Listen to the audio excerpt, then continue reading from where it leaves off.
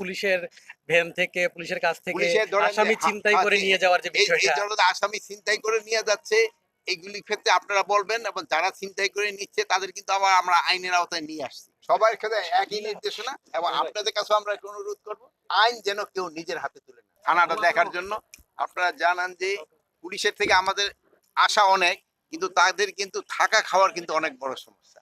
এই যে ধরেন একটা ভাড়াটিয়া বাড়িতে থাকে, এই জন্য তাদের কিন্তু ভিতরে গিয়া, যদিও আপনাকে সবাই গেলে তো আপনারা আবার ভেঙে ভেঙে ফেলাইবেন, কিন্তু থাকার কিন্তু খুব অনেক অসুবিধা, খাওয়ারও কিন্তু তাদের অনেক অসুবিধা। এগুলি জিনিস কিন্তু আপনারা আমরা প্রজেক্ট করেন না, এগুলি বলবেন যে এদের থাকা এবং খাওয়ার উন্নতি করা দরকার, এইদিকে আপনাকে খেয়াল রাখেন। আপনারা খালি ওদের থেকে চান, কিন্তু ওদের তো দিতে হবে কিছু। আপডেটটা লেটেস্টটা তো ওই আগে যেটা আছে ওই ওই অবস্থায় আছে এখন পর্যন্ত, তো হইলে আমরা আবার আপনাদের জানাবো। এটা আমার থেকে তো আপনারা আরো ভালো বলতে পারবেন, আমার থেকে আরো আপনারা ভালো বলতে পারবেন না। স্যার, তাও প্রায় আমরা একটা বিষয় দেখছি যে আসলে পুলিশের ভ্যান থেকে পুলিশের কাছ থেকে পুলিশের ধরেন যে আসামি ছিনতাই করে নিয়ে যাওয়ার যে এই বিষয়টা ধরনের আসামি ছিনতাই করে নিয়ে যাচ্ছে, এইগুলির ক্ষেত্রে আপনারা বলবেন, এবং যারা ছিনতাই করে নিচ্ছে তাদের কিন্তু আবার আমরা আইনের আওতায় নিয়ে আসছি।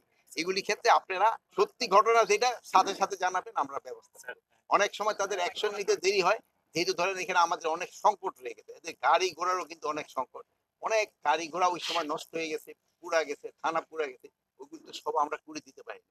আমরা তো একটা নতুন গাড়ি এখন পর্যন্ত কিনে পারি না, যেহেতু প্রসিডিউর অনেক টাকা স্যাংশন হয়েছে।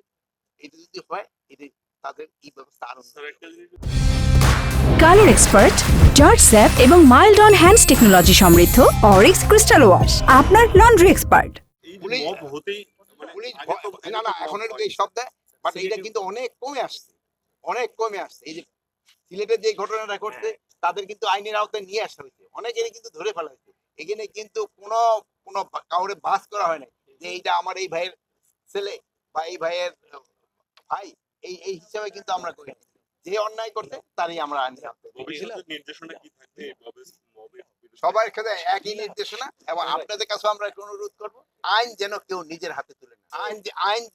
আইন প্রয়োগ করার যারা তাদের তাদের হাতে, তাদের অস্ত্র উদ্ধারের কত অবশ্য আমরা যতটা এক্সপেকটেশন ছিল, আমরা অত উদ্ধার এখনো কমপ্লিট হয় নাই। আমরা চেষ্টা করে যাচ্ছি উদ্ধার করতে, যেটা নিয়ে আমরা পারিনি ওইটা তো আমরা সেই অস্ত্রগুলো কি দেশের নিরাপত্তার অস্ত্র বাইরে থাকলে তো কিছুটা হুমকি থাকে, যেমন ধরেন এখন আপনি এখন রোদ্রে দাঁড়িয়ে রাখলে একটু গরম চলে আসে।